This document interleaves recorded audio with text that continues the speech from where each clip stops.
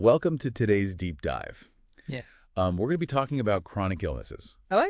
And particularly we're going to be looking at this book, Thyroid Healing by Anthony William. Okay. And it's really interesting because it really kind of challenges a lot of the conventional medical wisdom on chronic illnesses, and Yeah. particularly thyroid issues. Yeah, it's super interesting how he kind of reframes a lot of the common conceptions about these chronic illnesses. And it's interesting because we're going to be looking at some of the great mistakes, he calls them, Right.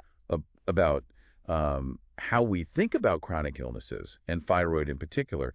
And you can follow along with us if you want to get a free copy of the PDF of this book at our producer Rafi's Linktree. Yeah, definitely check it out. It's Linktree/Talk Tons. We'll remind you again at the end of the deep dive.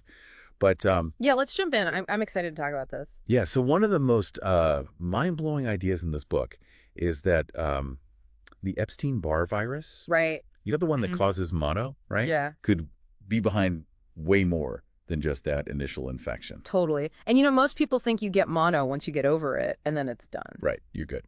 But he argues that it actually can hang out in your system and kind of be like a sleeper agent, Oh, wow. trigger all sorts of other issues later on. So, like, it's almost like you think that you're over mono, but it's still there. Exactly. And it could be causing problems that you don't even know are related. Yeah, and it kind of leads us to this one of the first great mistakes that he talks about, which is this idea of autoimmunity. Okay, so this is where it gets interesting. Because we've been told for years that, with autoimmune diseases, your body's basically attacking itself. Right. But he completely flips that on its head. Yeah, he argues that this idea that your body is waging war on itself, that creates a lot of fear and hopelessness for Yeah. people. And when you really dig into his theory, it makes you wonder if we've been looking at this all wrong. So if it's not our own immune system attacking us, Right. what's actually happening according to him? Well, according to him, a lot of the symptoms that we attribute to autoimmune conditions are actually caused by Epstein-Barr virus damaging different parts of the body. And he even uses Hashimoto's thyroiditis as an example, Yeah. which is typically diagnosed as an autoimmune disease. So instead of the immune system attacking the thyroid, he's saying it's EBV that's actually causing the damage. That's the gist of it, yeah. Yeah. And obviously this is very different from what you're going to hear from most doctors. Right. But it does raise some really interesting questions, like if EBV is more widespread and more impactful than we realize, Yeah. could that be playing a role in other conditions that we label as autoimmune? Makes you think. Definitely something to think about. Okay, so that's one great mistake, the misconception about autoimmunity. Right. That's another one that he points out. Well, he also takes aim at how we view inflammation. Yeah. We tend to think of inflammation as the root cause of a lot of different diseases. Right.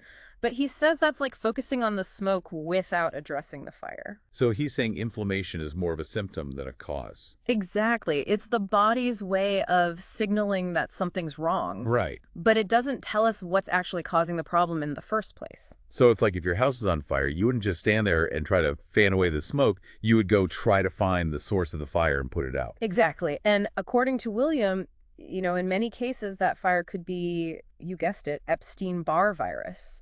Yeah. He argues that the virus can trigger inflammation throughout the body, leading to this whole cascade of symptoms. So all those tests that measure inflammation levels, they're just showing us, where the hot spots are, Right. but not necessarily what's causing the fire. Exactly. It's like having a map of all the hot spots, but no clue what's causing them in the first place. Okay, this is making me rethink a lot of things I thought I knew about chronic illness. Yeah. So what's the next great mistake on his list?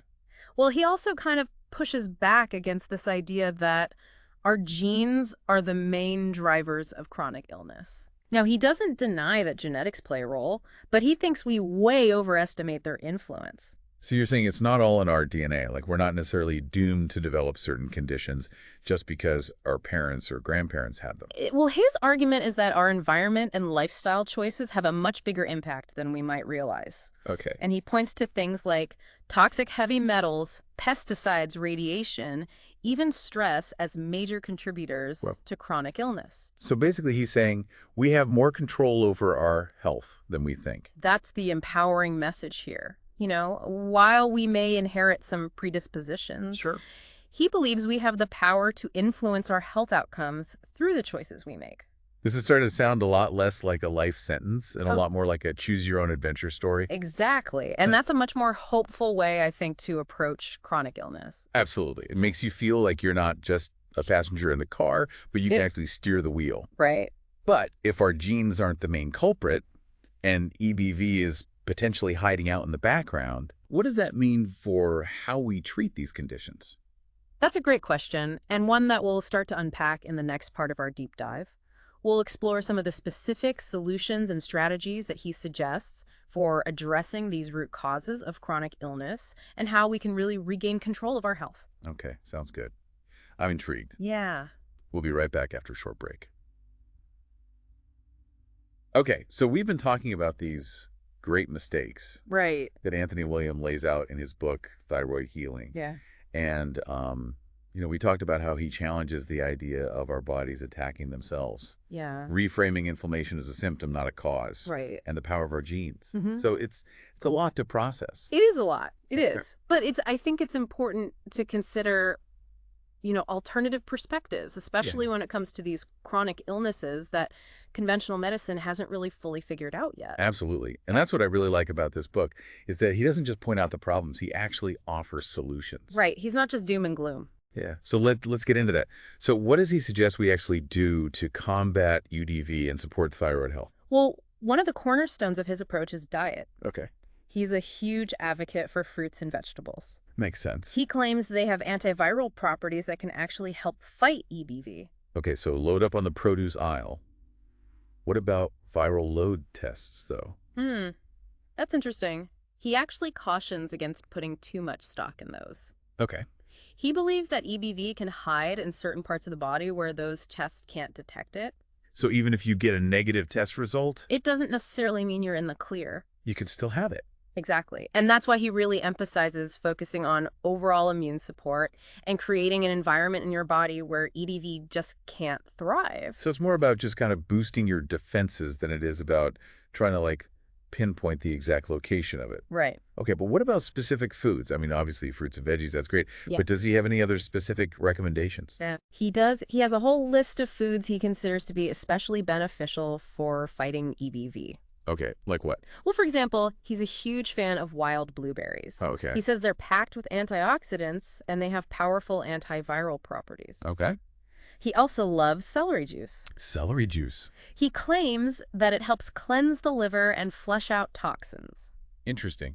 I've never tried celery juice. I don't even know how I'd make celery juice. I mean, you can just throw it in a blender, I guess. All right, well, maybe I'll try it. Right. What about things to avoid? Does he have any food no-nos? He does. He has some strong opinions about certain foods, and he's not a fan of high-fat, high-protein diets. Okay. He claims that it puts too much stress on the liver, which is already working overtime to deal with the EBV. He also advises against eggs, dairy, and gluten. So no cheese or bread. Not according to Anthony William. Okay, that's a hard one. I know it's a big adjustment, but, this is just one perspective.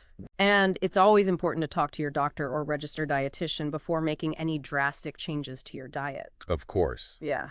Yeah, this is not medical advice by any means.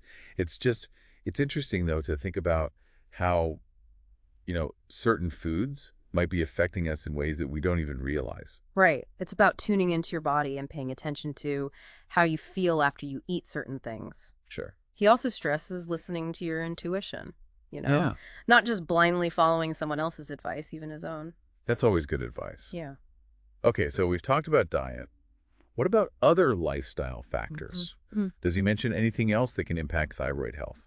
Oh, yeah. He talks a lot about sleep and stress management. Okay. He says that chronic stress weakens the immune system, Yeah. making you more susceptible to EBV reactivation and progression. Yeah, if you stress, you get sick easier, right? Exactly. Yeah.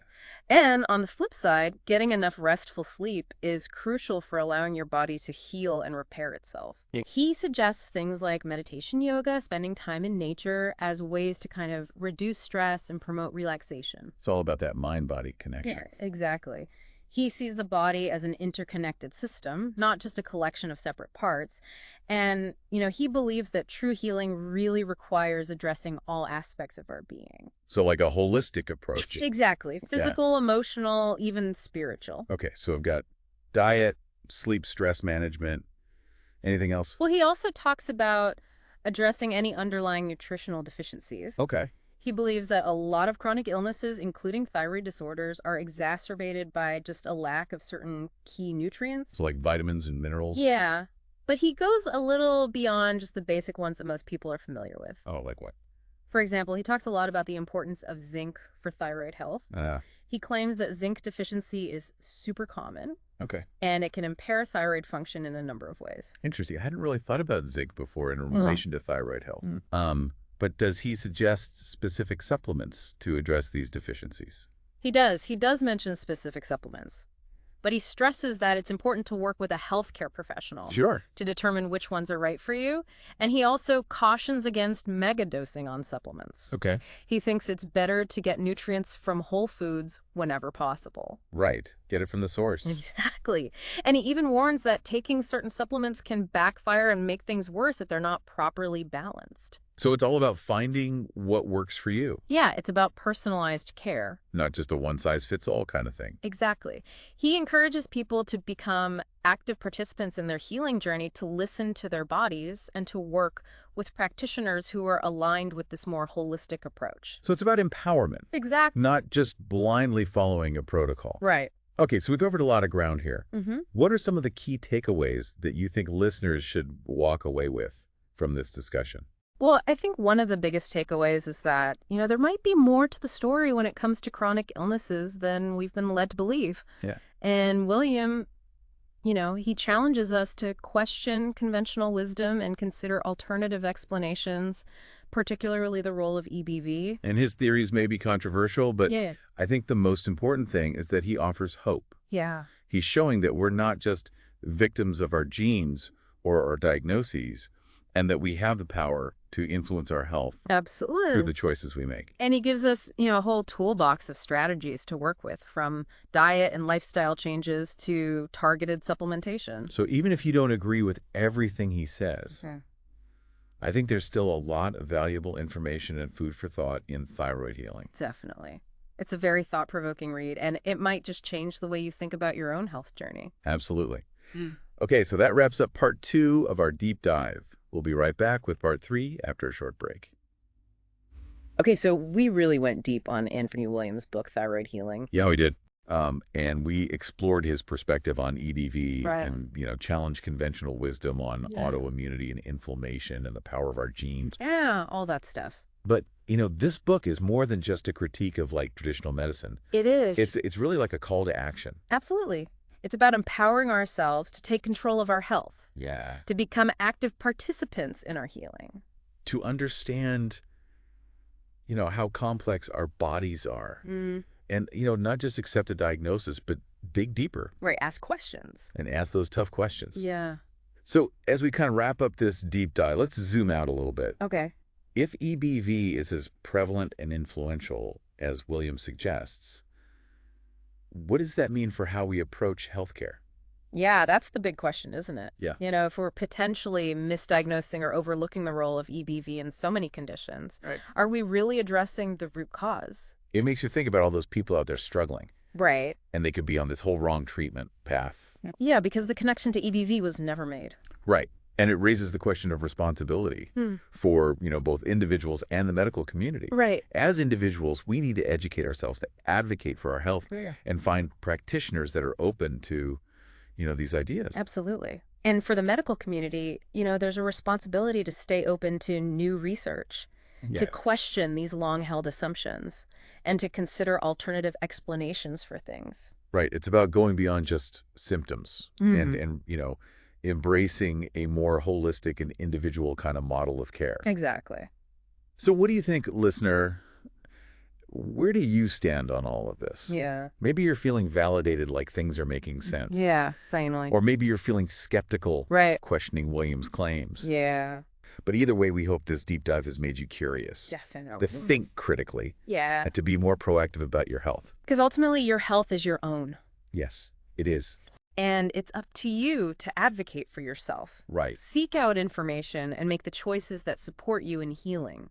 And this was just a taste of what Anthony William explores in his book, Thyroid Healing. Yeah, just a little taste. And if you're intrigued and want to dive deeper, you can get a free PDF copy at our producer Rafi's Linktree. Yeah, but go for it. That's Linktree/ well, I talk tons. Definitely check it out. It might just change the way you think about chronic illness. Totally. Thanks for joining us on this deep dive. We'll see you next time.